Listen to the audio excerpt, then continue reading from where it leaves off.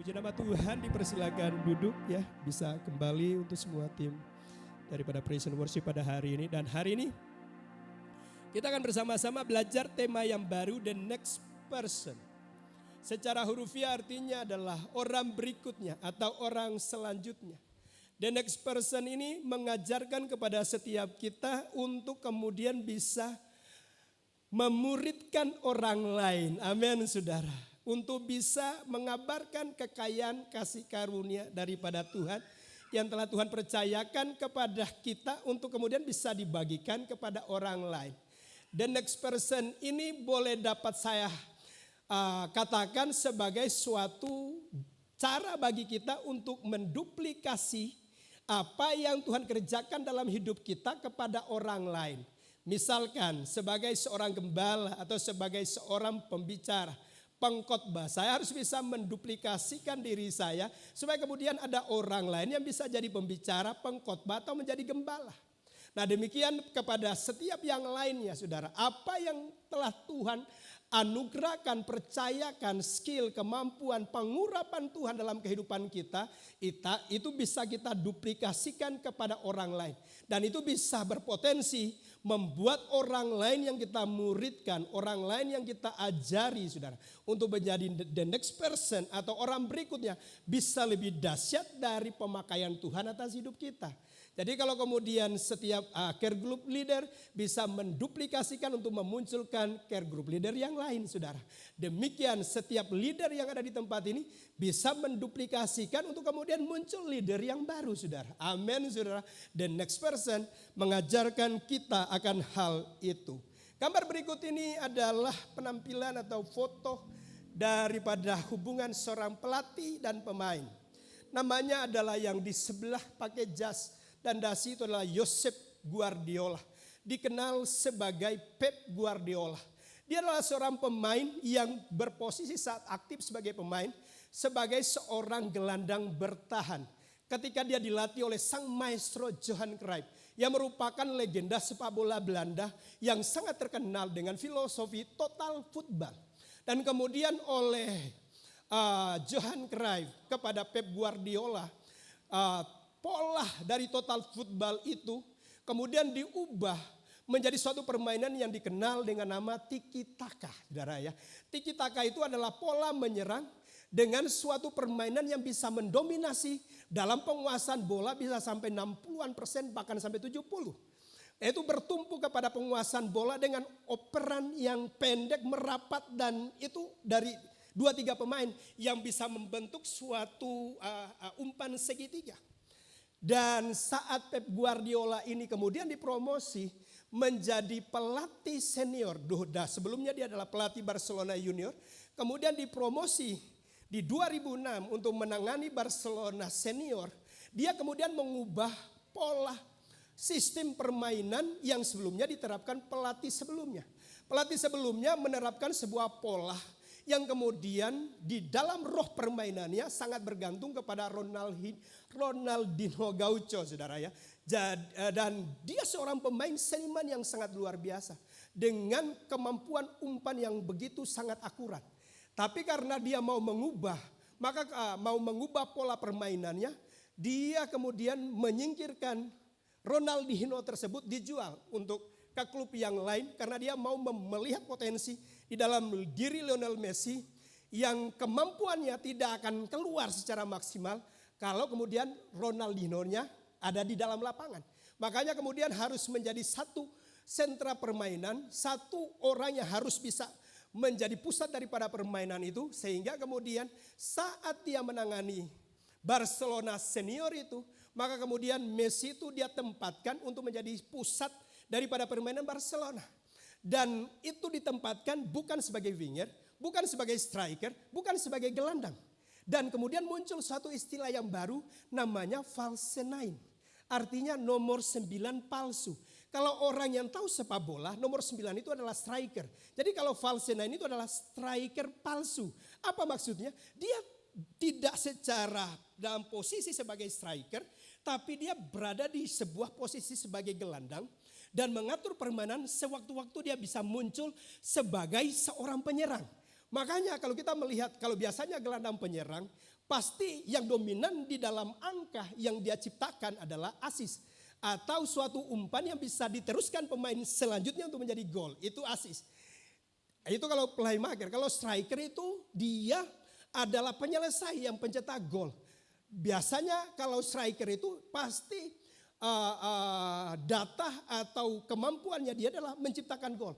Tapi Lionel Messi ini kemudian menciptakan sesuatu yang tidak dimiliki oleh orang lain. Yaitu assist yang demikian banyak dan kemudian golnya juga banyak. Makanya kemudian dia memperoleh penghargaan sebagai pencetak gol terbanyak di dalam beberapa kali turnamen, di dalam beberapa kali kompetisi. Bahkan dia satu-satunya yang dicatat oleh sejarah mengalahkan rekor dari Gerd Müller sebagai pencetak gol terbanyak dalam satu tahun kalender.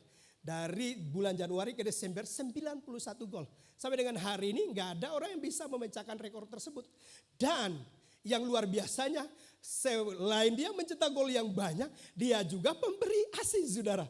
Makanya dia beberapa kali didapuk atau diberi ganjaran sebagai pemain pengatur serangan atau gelandang playmaker terbaik, saudara.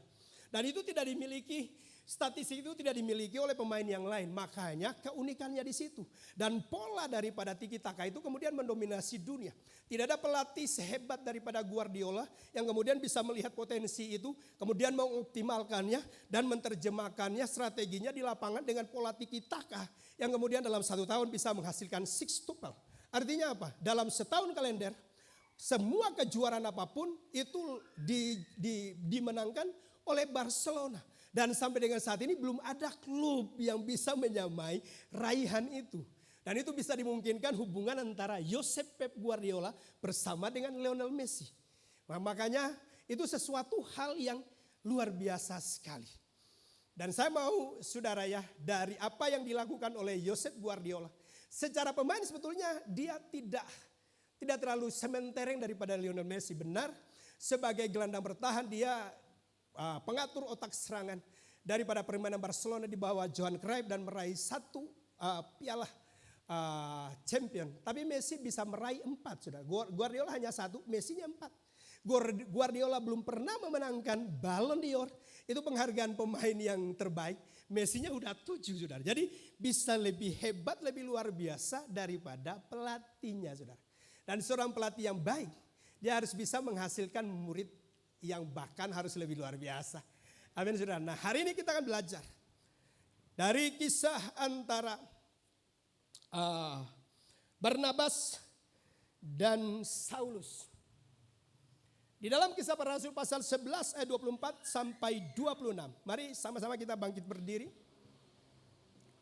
Kisah Para Rasul pasal 24 sampai 26. Kita akan baca secara bersama-sama.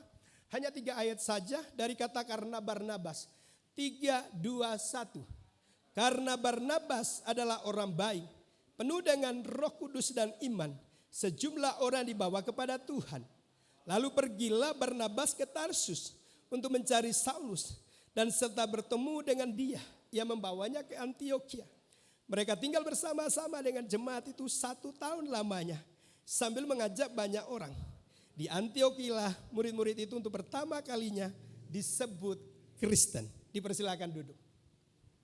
Nah, hari ini kita akan belajar hubungan antara Barnabas dan di dalam konteks ayat ini masih disebut sebagai Saulus.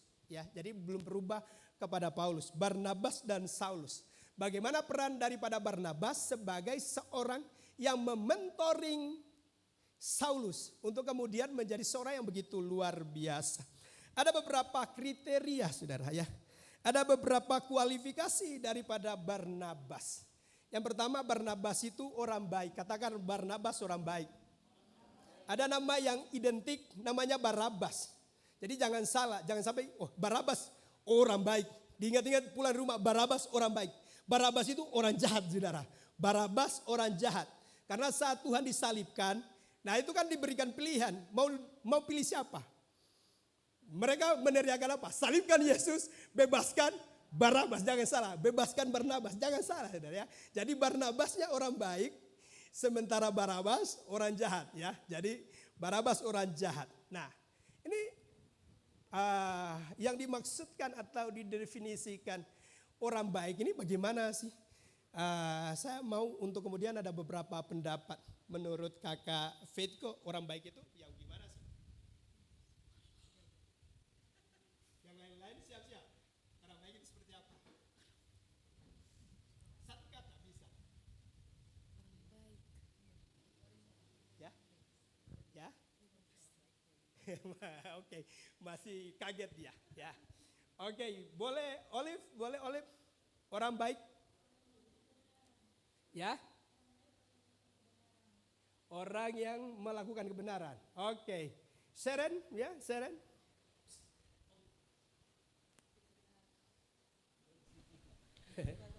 Tidak jahat. Tidak jahat. Oke, sekarang Ivan, ya orang baik. Suka menolong. Suka menolong. Oke, mungkin yang terakhir Epi. Ya.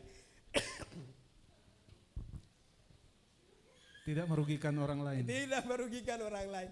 Ya, semua kriteria itu masuk kategori sebagai orang baik, saudara ya. Tapi mari kita akan pelajari lebih dalam lagi di dalam konteks ini, saudara. Orang baik yang disematkan di dalam diri daripada Barnabas. Ya. Di dalam ayatnya yang ke-24 dikatakan begini.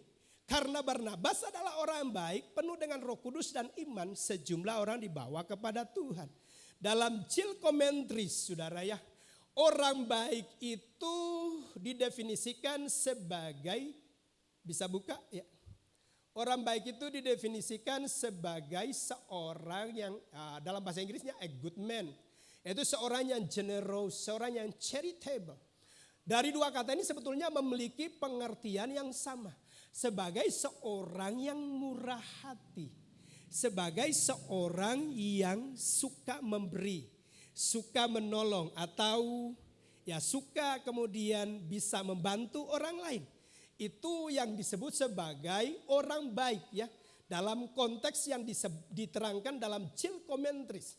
Dan kemudian ada keterangannya di dalam komentari itu, di keterangannya merujuk ke Kisah pasal 4 ayatnya yang ke-37. Nah mari kita lihat Kisah pasal 4 ayat 37 yang merupakan rujukan dari pengertian generous, charitable itu saudara. Saya baca dari ayat 36. Dikatakan demikian, demikian pula dengan Yusuf atau Yosef ya, yang oleh rasul-rasul disebut Barnabas. Artinya anak penghiburan, seorang Lewi dari Siprus. Ayat 37. Ia menjual ladang miliknya, lalu membawa uangnya itu dan meletakkannya di depan kaki rasul-rasul. Ya, jadi pengertian generous sebagai orang baik di sini, sebagai orang yang charitable adalah tindakan Yusuf ketika dia menjual ya ladangnya. Ladang bukan ladang orang lain tapi ladang miliknya. Dan kemudian dari hasil penjualan itu meletakkannya di depan, di bawah kaki daripada rasul-rasul. Nah, itu sebagai sebuah tindakan yang penuh kemurahan hati. Sebagai tindakan generous, sebagai tindakan charitable. Bukan sesuatu yang gampang menurut saya kalau seorang jual tanah dan kemudian gak ngambil 1 rupiah saudara. Ketika kita kebaktian di Harvest saudara, ya saya didatangi seorang ibu. Dia berkata, pastor boleh didoakan saya mau menjual sebidang tanah. Ya. 1 ladang saudara. Dan kemudian dia kasih tahu bahwa dia akan jual dengan harga sekian. Jadi kita udah doa dan di akhir daripada situasi itu. Dan beliau kemudian berjanji seperti ini. Pastor kalau udah laku, kalau udah terjual, nanti 10%-nya akan diberikan ke gereja. Menurut jemaat sekalian 10% itu banyak enggak? Banyak saudara. Nah bandingkan dengan yang dilakukan Barnabas. Barnabasnya memberi 100%. Dan apa yang terjadi? Kemudian santer berita sampai ke telinga saya. Bahwa tanah itu laku, terjual. Dan angkanya sebesar 500 juta. Artinya gereja harus terima 50 juta dong. Tapi saya mau beritahu, jangan ke 50 juta atau 1 juta. Rp1 aja nggak terima. Jadi bukan, padahal sebetulnya kalau lihat dari sisi luar saudara, orangnya orang yang baik, tapi belum tentu generous, belum tentu charitable. Nah, orang baik dalam apa yang kita bahas ini adalah orang yang murah hati, saudara. Akan menjadi sesuatu yang luar biasa, bukan? Kalau diantara daripada jemaat ini kemudian tiba-tiba, pastor saya baru jual sebidang tanah. Dan ini semua hasil daripada penjualan ini saya taruh. Jangan di kaki daripada pastor, taruh aja di kotak. Taruh, nanti kemudian dari bendaharanya yang akan mengelolanya, saudara ya. Bukankah itu sesuatu hal yang luar biasa? Nah, Barnabas melakukan akan hal itu. Makanya kemudian dari perilaku sikapnya itu membuat dia akhirnya boleh dikenal oleh para rasul, dan para rasul memuridkan Barnabas. Jadi kita bisa melihat. Kemudian hal yang berikut, kualifikasi berikutnya. Daripada Barnabas itu adalah seorang yang penuh dengan Roh Kudus. Masih dari ayat yang sama. Dikatakan seperti ini, karena Barnabas adalah orang baik penuh dengan Roh Kudus dan iman. Sejumlah orang dibawa kepada Tuhan. Ya, jadi saya memberikan bold ya, yang lebih besar hurufnya, penuh dengan Roh Kudus. Penuh itu dari kata pleres ya. Pleres itu adalah pengembangan dari kata pleto. Pleto dan pleres adalah dua hal yang berbeda. Pleto adalah dipenuhi Roh Kudus pada saat itu. Jadi di momen ketika para murid berkumpul 120 orang di loteng atas Yerusalem. Dan saat Roh Kudus memenuhi itu pleto. Artinya dipenuhi pada saat itu. Tapi pleres itu adalah dipenuhi secara berulang-ulang. Dipenuhi secara terus-menerus. Karena pleres, kalau kita lihat pengertian bahasa Inggrisnya ada replay. Dari kata reply, saudara. Artinya selalu diulang, selalu diulang. Dan Barnabas memiliki kualifikasi yang seperti itu. Apa artinya? Dia tidak berhenti di dalam pengalaman pada saat dia dipenuhi dengan Roh Kudus sekali. Pada momen ketika dia mengalami itu, saudara. Orang kalau dipenuhi Roh Kudus ya, itu berbeda dengan orang yang punya Roh Kudus. Orang yang punya Roh Kudus tandanya adalah bahwa dia bisa menyampaikan atau mengucapkan atau mengakui Yesus itu Tuhan. Karena pengakuan Yesus itu Tuhan oleh karena karya Roh Kudus. Jadi harus bisa diingat, orang yang menyebut atau mengakui Yesus itu adalah Tuhan, pasti itu karena karya Roh Kudus.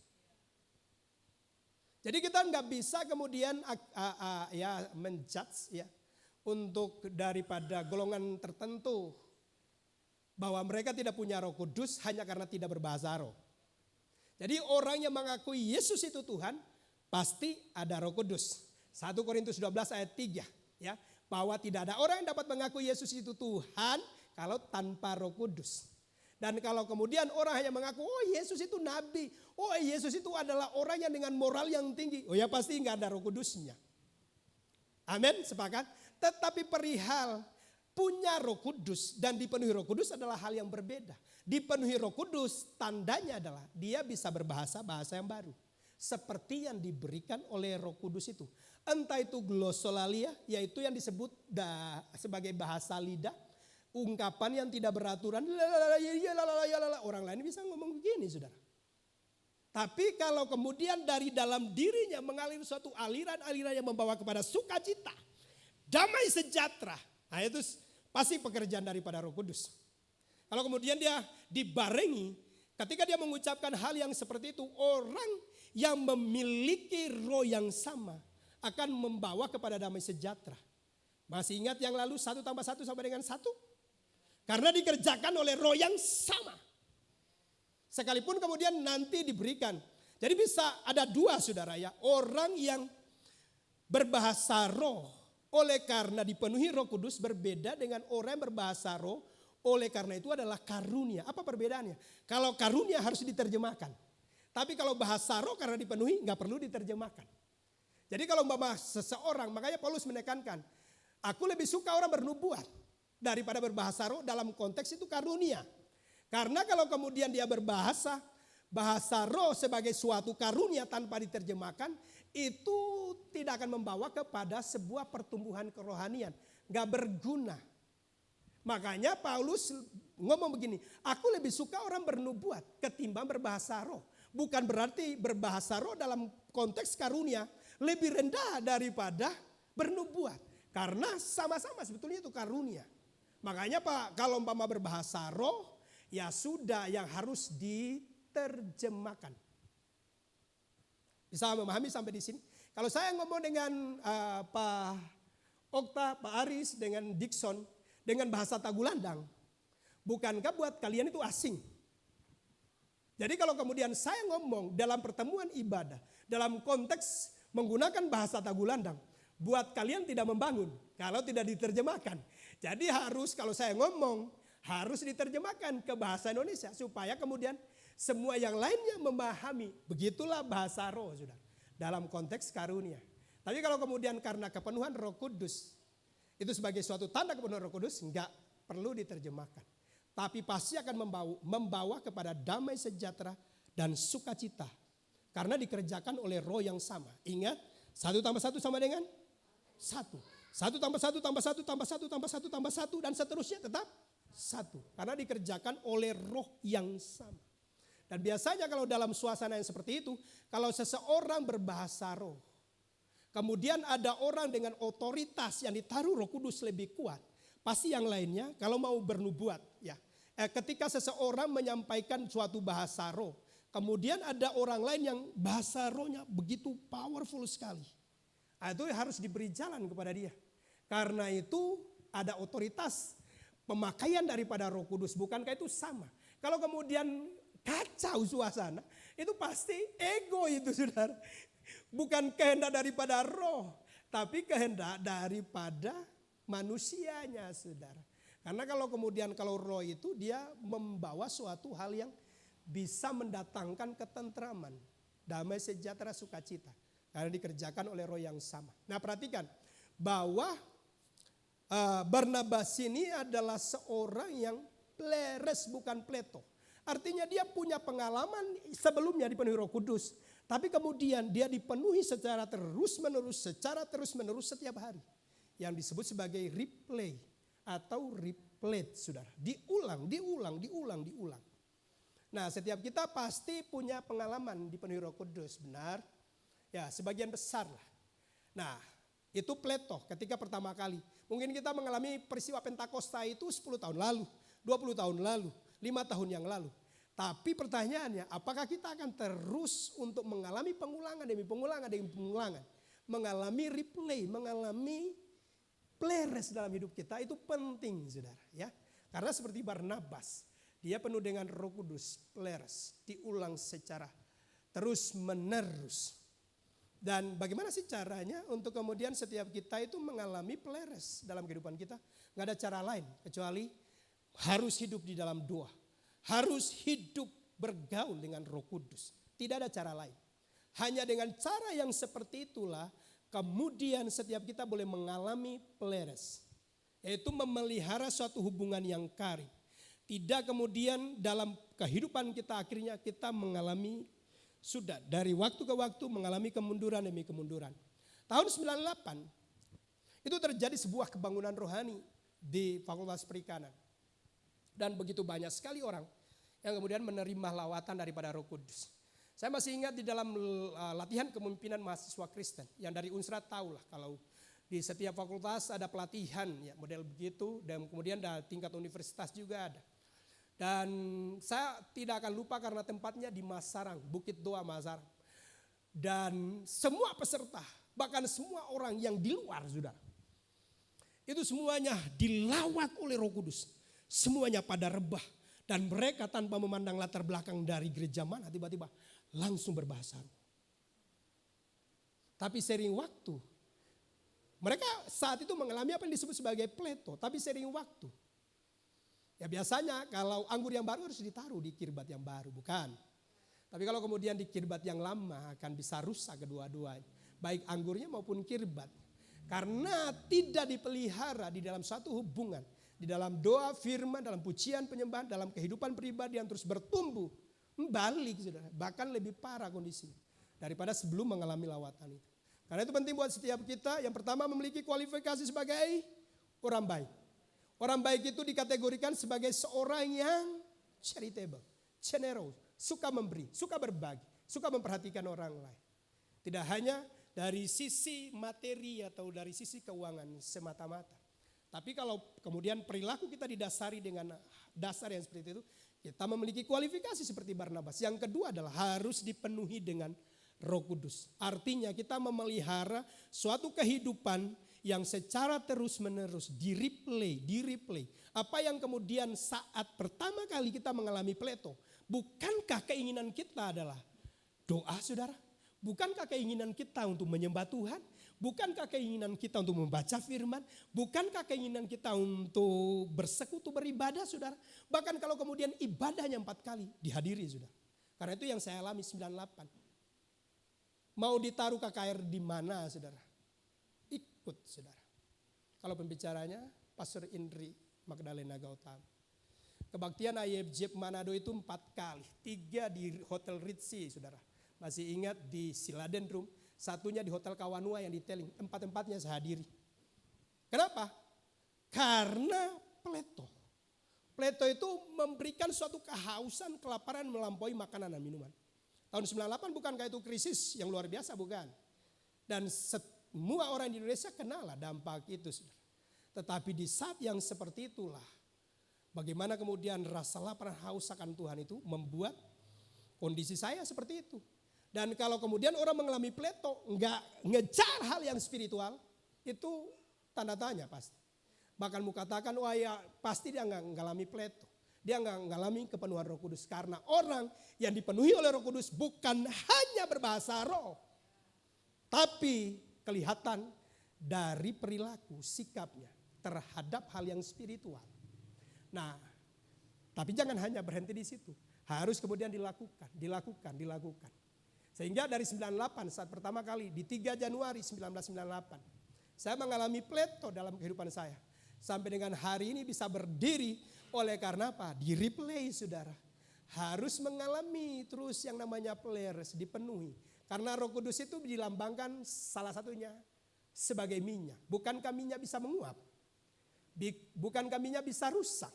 Nah demikian dalam pengurapan kita, saudara. Bisa menguap ketika dipakai. Makanya kalau kemudian setelah pelayanan, kalau terjadi gesekan dan emosinya lagi tinggi, itu artinya minyaknya udah habis itu.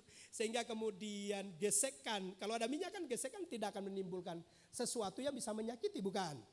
Tapi kalau kemudian udah tersinggung sedikit, saudara, nah itu udah berarti minyaknya udah hilang. Minyaknya udah menguap atau minyaknya udah kepakai, saudara. Jadi perlu untuk kemudian setiap kita terus mengisi. Ya, kalau semakin kita melayani seharusnya kita akan semakin banyak punya waktu untuk duduk di kaki Tuhan. Supaya kemudian dibaharui kembali. Mengalami apa yang namanya peleres. Kalau enggak, di titik tertentu pasti pelayanan itu bukan mendatangkan sesuatu yang membawa kepada sukacita. Akan mengalami suatu kebosanan. Dan itu bisa akhirnya ditinggalkan sebagai sebuah beban yang begitu berat sekali. Ketika orang lagi mengalami Plato dan dipelihara terus peleres, maka cinta mula-mula itu tidak akan pernah surut. Dia akan terus mengalami cinta mula-mula kepada Tuhan. Dan saya mau beritahu, mendingan kita sama sekali enggak mengalami Plato ketimbang kemudian dalam perjalanan kehidupan selanjutnya kita tidak mengikuti secara terus-menerus untuk mengalami peleres. Amin, saudara.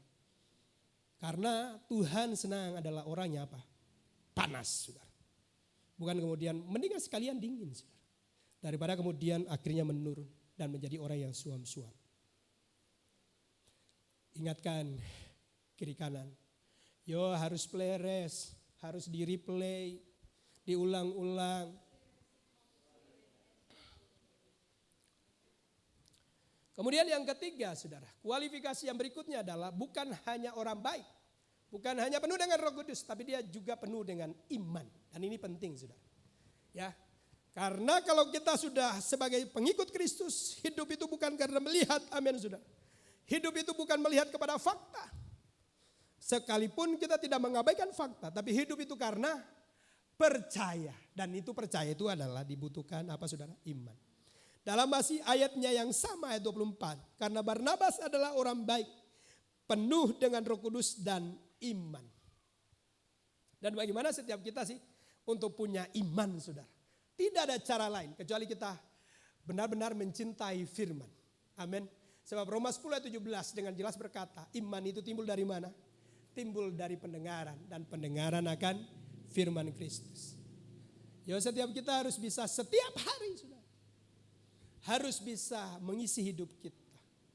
Amin saudara. Saya bukan hanya sekedar untuk baca firman itu karena khotbah, tapi saya setiap hari harus baca firman, mengharuskan diri saya, mewajibkan diri saya, memaksa diri saya untuk membaca firman, untuk membaca firman, untuk membaca firman. Karena manusia hidup bukan hanya dari roti saja. Dan bisa ditambahkan bukan hanya dari capcay, bukan hanya dari amin, tapi dari setiap firman yang keluar dari mulut Allah. Amin saudara. Itu apa? Memberi makan rohani. Supaya ketika diperhadapkan kepada pilihan, kita bisa dengan tegas sekali. Kalau itu tidak sesuai dengan kebenaran, kita bisa mengambil sebuah patokan. Menolak yang ini, ya terhadap apa yang Tuhan sampaikan. Dan penting saudara. Jadi setiap kita harus setiap hari membaca, merenungkan firman Tuhan dan menyelidikinya. Amin saudara. Saya dilengkapi dengan banyak sekali terjemahan daripada Alkitab. Sampai ada bahasa Sangernya saudara. Ya. Ada amplifiednya, ada yang paling bagusnya adalah Iswor yang sering saya pakai. Karena di dalamnya sudah berisi mengenai kamusnya, diksionerinya, komentrinya. Ya, sekalipun bahasa Inggrisnya tate-tate, ya karena ada dilengkapi. Saya juga kemudian bisa download untuk aplikasi untuk terjemahan Inggris Indonesia Inggris. Jadi tinggal dilihat aja sudah, diklik. Amin saudara. Jadi setiap kita harus bisa membaca, bukan hanya membaca, merenungkan, mempelajarinya. Itu kualifikasi orang yang menjadi mentoring. Hari ini setiap kita memenuhi di dalam model yang seperti itu, amin saudara. Saya berdoa demi anugerah Tuhan setiap kita mencapai level seperti Barnabas. Untuk kemudian kita bisa mentoring. Kalau belum mengalami level yang seperti ini, bisa dimentoring. Artinya menjadi orang yang dimuridkan. Amin saudara. Ya, amin. Jangan pernah kemudian merasa bisa kemudian nanti untuk dimentoringnya bisa menghubungi saya, tim pengembalaan, para pengurus. Hal yang berikutnya, setelah memenuhi kualifikasi itu, kita lihat kehidupan daripada Barnabas. Bahwa setelah itu dia memiliki suatu niat untuk mencari Saulus. Kisah para Rasul 11 ayat 25 dikatakan, lalu pergilah Barnabas ke Tarsus untuk mencari Saulus. Masih menggunakan Saulus, artinya apa? Suatu peralihan dari pola kehidupan yang lama ke pola kehidupan yang baru. Bahwa Saulus ini menimbulkan suatu pertentangan, menimbulkan suatu kebingungan. Saat sebelumnya, sebelum dia ke Tarsis, ya, sebelum dia ke Damsik, kalau sekarang sudah sebelum dia ke Damsik, dalam perjalanannya, kan kehidupannya mengalami sebuah perjumpaan secara pribadi dengan Tuhan, bukan? Dan kemudian melalui intervensi Tuhanlah berbicara kepada Ananias untuk datang kepada Saulus supaya berdoa. Nah, Ananiasnya kan kita boleh baca, dia ngobrol Tuhan dari sekian orang yang diketahui orang ini orang yang seperti apa saudara? Ya orang jahat lah saudara ya. Karena dia sendiri yang kemudian menyeret orang-orang untuk kemudian bisa dianiaya bahkan dibunuh. Jadi reputasi itu masih sedikit melekat dan orang kan lagi bingung. Tapi perhatikan bahwa Barnabas pergi ke Tarsus untuk apa? Mencari. Kata mencari ini kan kata yang aktif. Berarti ada niat, ada keinginan, ada upaya yang dilakukan oleh Barnabas untuk pergi ke Tarsus. Dan itu berarti butuh apa saudara? Butuh pengorbanan, butuh modal, butuh dana, butuh waktu. Dan itu semua dilakukan. Untuk apa? Untuk mencari Saulus. Dan setelah bertemu dengan dia, ia membawanya ke Antioquia, enggak di Yerusalem. Pola yang dilakukan oleh Barnabas ini adalah pola yang dilakukan oleh Tuhan Yesus. Seperti dalam Matius 4 ayat 18 sampai 19 dikatakan begini. Dan ketika Yesus sedang berjalan menyusur danau Galilea, ia melihat dua orang bersaudara, yaitu Simon yang disebut Petrus dan Andreas saudaranya. Mereka sedang menebarkan jala di danau sebab mereka penjala ikan. 19, Yesus berkata kepada mereka, mari ikutlah aku dan kamu akan kujadikan penjala manusia. Apakah Simon bersama Andreas dan kemudian murid yang lain langsung menjadi penjala manusia? Enggak. Tapi mereka mengikut Tuhan untuk jadi murid. Mereka mengikut Tuhan untuk dimentoring. Melihat apa yang Tuhan lakukan, mendengar apa yang Tuhan ajarkan. Dan saat ketakutan bisa kelihatan sekali bagaimana kemudian Tuhan lakukan hal-hal yang begitu luar biasa. Lakukan mujizat, mereka lihat semua. Dan selama 3 tahun kurang lebih ya saudara ya. Mereka dimuridkan oleh sang guru yang paling hebat. Jadi dimuridkan terlebih dahulu. Jadi polanya adalah bukan Simon, Andreas yang datang kepada Tuhan. Tapi siapa? Yesuslah yang mencari mereka. Yesus yang mendatangi mereka. Kemarin setiap kita ketika kebenaran ini disampaikan di dalam sebuah tema the next person. Untuk kemudian bisa melihat. Seperti Guardiola yang melihat potensi yang begitu luar biasa. Untuk kemudian bisa mencapai sebuah prestasi pencapaian yang luar biasa. Demikian setiap kita bisa melihat potensi-potensi yang ada kepada orang-orang yang di sekeliling kita. Mau pastikan untuk setiap kita bisa memuridkan satu orang. Kalau belum ada murid, mulai hari ini buat komitmen. Untuk mungkin mulai doakan. Untuk dimuridkan, untuk dimentoring, untuk diajarkan. Apa yang ada pada kita bisa diduplikasi. Supaya kemudian apa yang bekerja dalam diri kita boleh bekerja pada orang itu, bahkan kalau perlu adalah lebih hebat, lebih luar biasa dari apa yang Tuhan kerjakan dalam kehidupan kita. Amin saudara. Nah secara sederhananya saudara, kita punya sistem di gereja ini. Melalui care group dan melalui discipleship journey.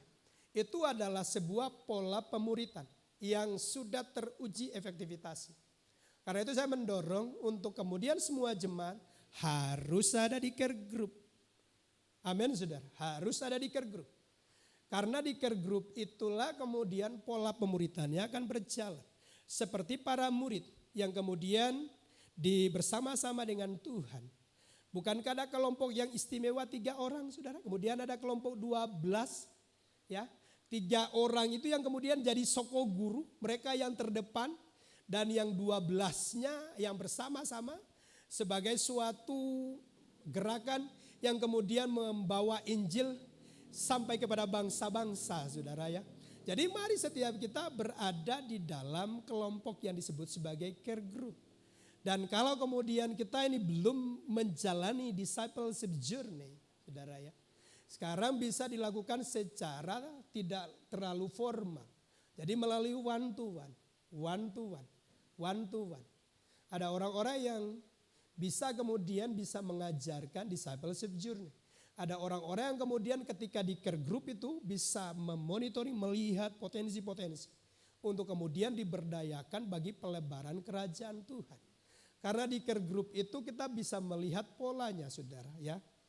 Dari ada care group leadernya, bisa dibuka ya.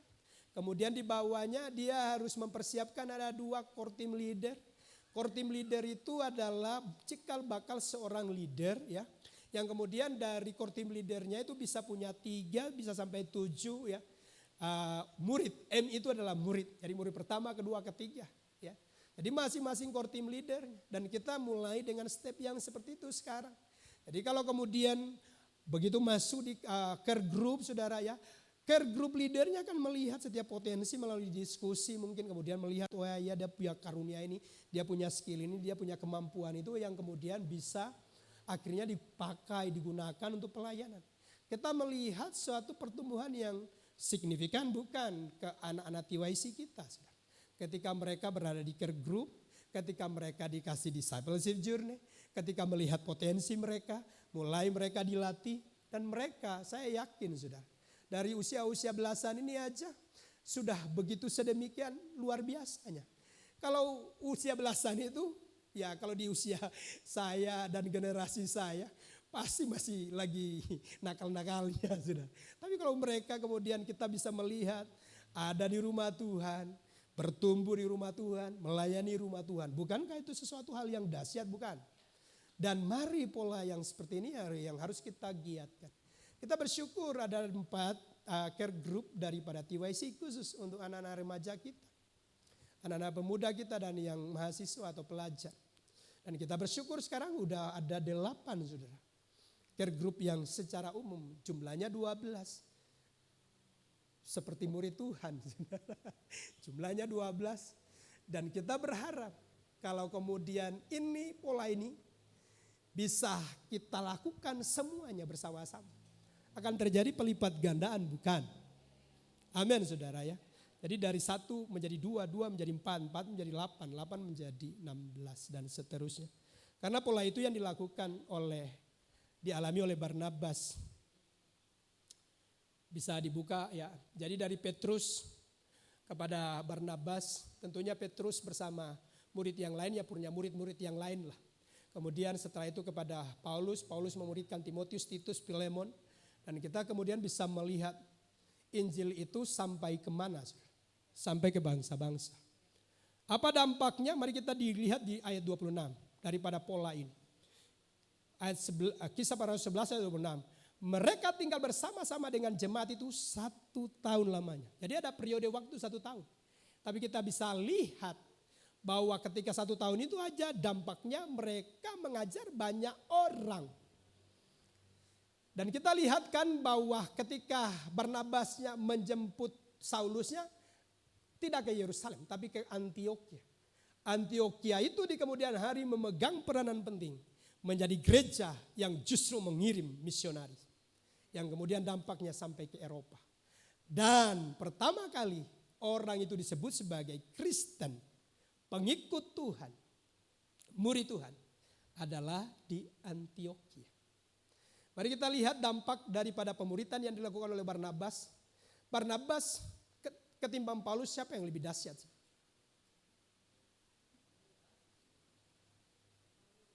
Ya Paulus lah. Mau lihat reputasinya Paulus? Dia yang bersoal jawab dengan orang-orang ahli dari Stoa, Epikuros.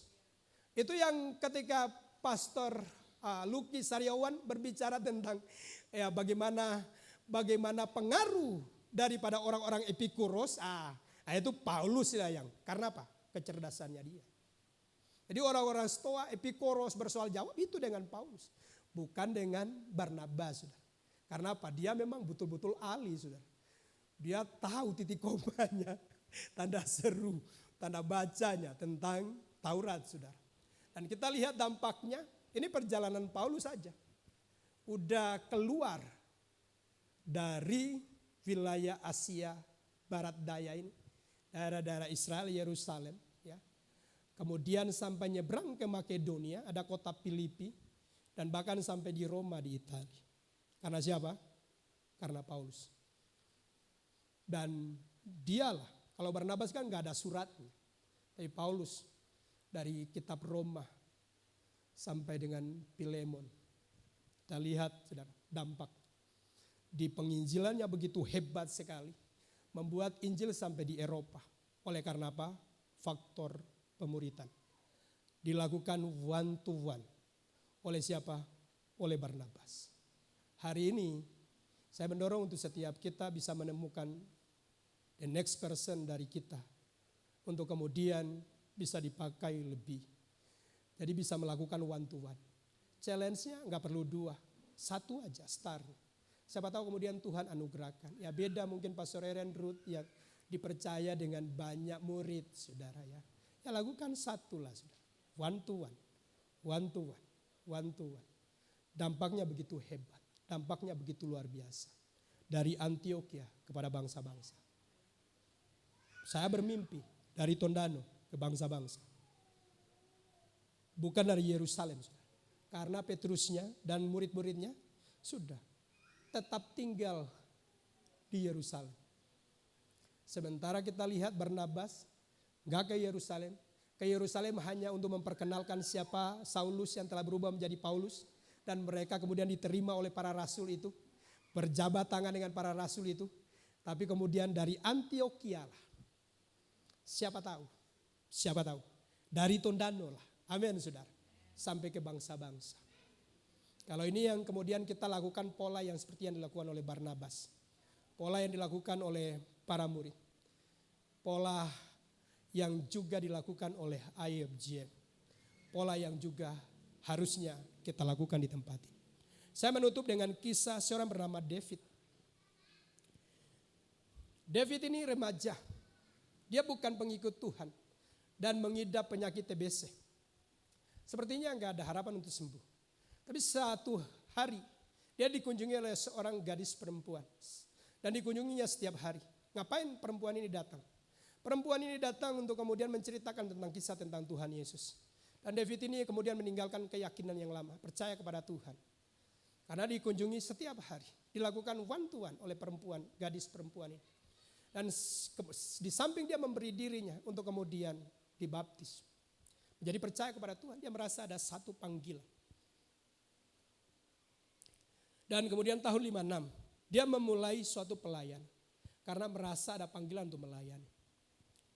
Dan berapa yang ikut?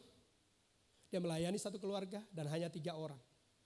Tapi kemudian dalam perjalanannya, gereja yang kemudian pelayanan yang dia rintis. Pelayanan yang dia bangun. Semakin hari semakin bertambah besar. Semakin bertambah besar, semakin bertambah besar. Tahun 2007, gereja ini memiliki 800-an lebih jemaat. Ya mungkin untuk tahun 2007 sebagai gereja terbesar di dunia. Mereka punya 400 pendeta, 500 misionari. David yang saya maksudkan adalah David Yonggi Cho. Hanya karena one to one, seorang gadis. Dia disembuhkan dari penyakitnya, memulai sebuah pelayanan.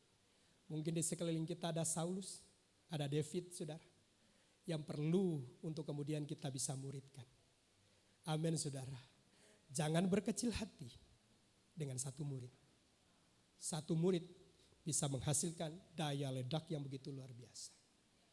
500 misionari bukan angka yang sedikit saudara. Semua hanya dimulai dari apa? Gerakan one to one, satu orang. Hari ini challenge buat setiap kita adalah untuk mulai mencari, punya niat, keinginan, ketetapan hati, komitmen untuk mencari satu orang. Sekian lama kita telah menjadi Kristen. Sekian lama kita telah berbakti di gereja ini. Kalau kemudian belum ada murid, itu sesuatu hal yang perlu untuk kemudian kita berkata kepada Tuhan, saya perlu bertobat Tuhan. Tapi hari ini ada sebuah panggilan untuk kita bisa memuridkan minimal satu.